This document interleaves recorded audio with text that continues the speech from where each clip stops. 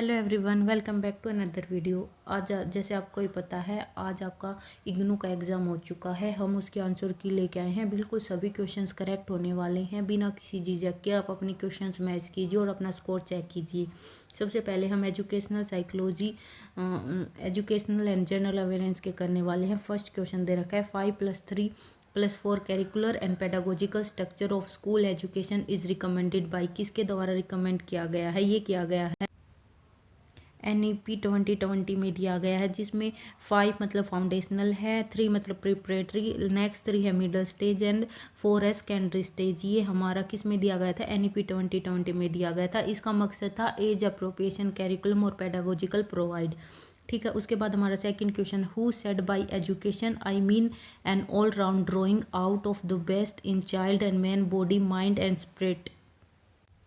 इसका क्वेश्चन हमारा जो ऑप्शन सेकंड है ये करेक्ट होगा। कई ने रविंद्रनाथ टैगोर कर दिया होगा। रविंद्रनाथ टैगोर ने हमारे संविधान, जो भारतीय संविधान है, उसको हम आत्मा और हट बोला है। लेकिन जो ये पूरी लाइन है ये हमारे श्री अरबिंदो ने इंटरगरल एजुकेशन का कंसेप्ट दिया है। इसका फोकस क्या था कि एजुकेशन सिर्फ पढ़ाई लिखाई के लिए नहीं है, बल्कि जो बच्चा है चाइल्ड एंड मैन के बॉडी माइंड और आत्मा को ऑल राउंड डेवलपमेंट के लिए होना चाहिए। मतलब कि physical fitness, mental growth and spiritual consciousness, तीनों एस्पेक्ट पर ये फिजिकल को रिफ्लेक्ट करता है। और ये किन्होंने दिया था? श्री अरबिंदो ने। उसके बाद क्वेश्चन नंबर 3 है, a person worth is determined by right conduct, right knowledge and right faith is propagated bye. इसका आंसर बी है, ये करेक्ट होगा। जैनिज्म। जैनिज्म में क्या बताया है? उसके कोर प्रिंसिपल में बताया गया है 3 रत्ना मतलब 3 ज्वेल्स, जिसमें राइट कंडक्ट, राइट नॉलेज और राइट फेथ की बात की गई है। ऑप्शन भी करेक्ट हो जाएगा इस क्वेश्चन का। उसके बाद है question number next 4।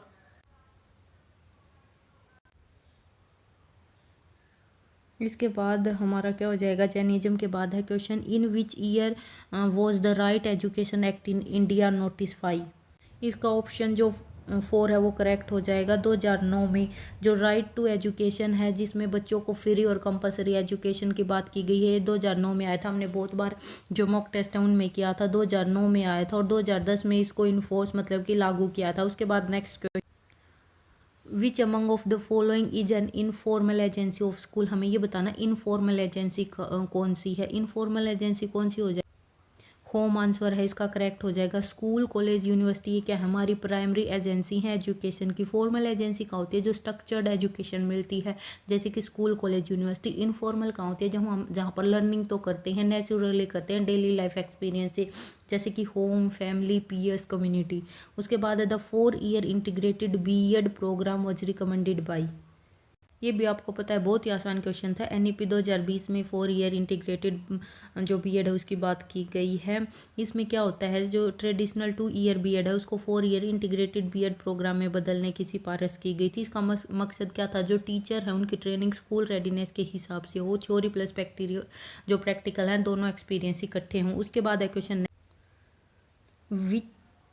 Which among of the following is a learning management system. जो LMS है वो बताना है कौन। सबसे पहले समझे LMS क्या है। LMS क्या होता है? लर्निंग मैनेजमेंट सिस्टम है हमारा।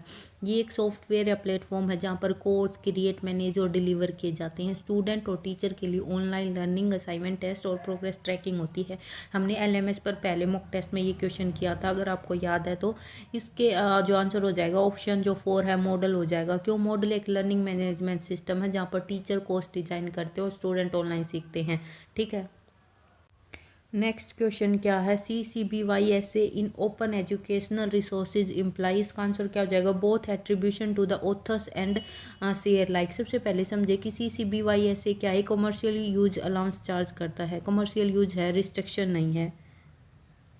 इसके अंदर जो क्रिएटिव कॉमन्स, जो ओरिजिनल ऑथर है उसको क्रेडिट देना जरूरी होता है, इसीलिए एट्रीब्यूटर और ऑथर्स और शेयर लाइक। इसका जो आंसर C है ये करेक्ट हो जाएगा। उसके बाद है क्वेश्चन नंबर 40। नेक्स्ट क्वेश्चन है, व्हाट इज स्वयं प्रभा। स्वयं प्रभा क्या है ये बताना है। ये हमारा क्या है? ये एक वीडियो लेसन प्लेटफॉर्म है जहाँ पर क्या हो रहा है, हर रोज 32 चैनल्स पर वीडियोस ब्रॉडकास्ट होती हैं। ऑप्शन जो C है हमारा ये करेक्ट हो जाएगा ऑप्शन सी। उसके बाद है which year of Navodaya Vidyalaya समिति NVS कब बना था, ये पूछ रखा है इसके अंदर। ये 1986 में बने थे, ऑप्शन डी करेक्ट हो जाएगा इसका। नेक्स्ट क्वेश्चन है as per the NEP 2020 what does NRF NRF बताना है। NRF क्या है? National research foundation. National research foundation जो हमारा ऑप्शन ए है ये करेक्ट हो जाएगा। फेडरेशन नहीं है, फाउंडेशन है, ये याद रखना। इसमें क्या है, ये फाउंडेशन हेल्प करेगी रिसर्च कल्चर और क्वालिटी रिसर्च प्रमोशन को।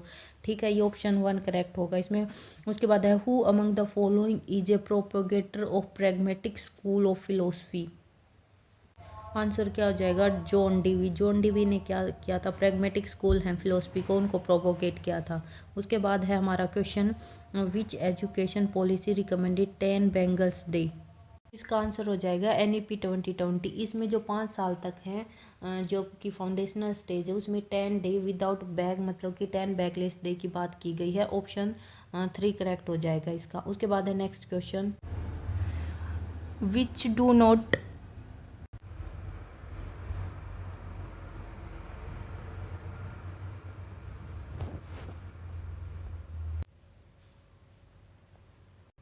NTA। तो NTA क्या करती है? कंडक्ट करवाती है different type of entrance exam. ठीक है, तो फर्स्ट ठीक हो जाएगा, सेकंड भी और फोर्थ भी। थर्ड हो जाएगा ये किसी भी टाइप के ट्रेनिंग प्रोग्राम है जो स्टूडेंट को कंडक्ट सपोर्ट करती है वो नहीं करवाती। ऑप्शन सी करेक्ट हो जाएगा, ट्रेनिंग प्रोग्राम नहीं करवाती। उसके बाद क्वेश्चन है which of the following sustainable development goal जो कि SDGs इंक्लूड क्वालिटी एजुकेशन। ये कौन सा हो जाएगा? ऑप्शन जो 2 है करेक्ट हो जाएगा। 4 के अंदर है क्वालिटी एजुकेशन। जो 3 है उसमें क्या है? हेल्थ और वेलबींग से रिलेटेड है। 5 में जेंडर इक्वलिटी है और 6 में है क्लीन वाटर एंड सैनिटेशन। जो 4th है वो क्या है? हमारा क्वालिटी एजुकेशन का। ठीक है, ये थे हमारे। इसके बाद है next question the reason of calling off the non cooperation movement is. ये क्या हो जाएगा? चोरा चोरी इंसिडेंट। ये क्या था कि चोरा चोरी में वॉयलेंस बहुत ज़्यादा बढ़ गई थी। इस पे गांधी जी ने अहिंसा का प्रिंसिपल कहा था कि नहीं छोड़ सकते हैं और इस मूवमेंट को स्टॉप कर दिया गया था फरवरी 1922 के अंदर। उसके बाद है तो ऑप्शन ए करेक्ट हो जाएगा। उसके बाद है क्वेश्चन नंबर 48 जो खलीफत कमेटी है वो कब वॉज फॉर्म्ड एट, कहाँ पर बनी थी, हमें ये बताना है। खलीफत कमेटी इसका जो करेक्ट आंसर है ये हो जाएगा लाहौर। ये 1920 में लाहौर में स्थापित की गई थी। ठीक है, उसके बाद है next question which river is cold serow of Bihar. मतलब बिहार का शोक किसे कहा जाता है? कल ही हमने जो MCQ किया था उसके अंदर ये क्वेश्चन पूछा था कि जो बिहार का शोक है उसको किस नदी को कहा जाता है? ये क्या कहा जाता है? कोसी नदी को, क्योंकि बिहार में बार बार इस नदी में बाढ़ आ जाती है इसीलिए इसको बिहार का शोक कहा जाता है। उसके बाद क्वेश्चन नंबर 50 है इन which year watch NITI Aayog formed. NITI Aayog का भी हमने MCQ किया था। हमने बहुत सारे MCQ ऐसे किए थे जो आज क्वेश्चंस में आए हुए हैं। वीडियो को लाइक ज़रूर कर देना इस बात पे। नीति आयोग 2015 में बना था। ठीक है, इसका ऑप्शन भी करेक्ट हो जाएगा।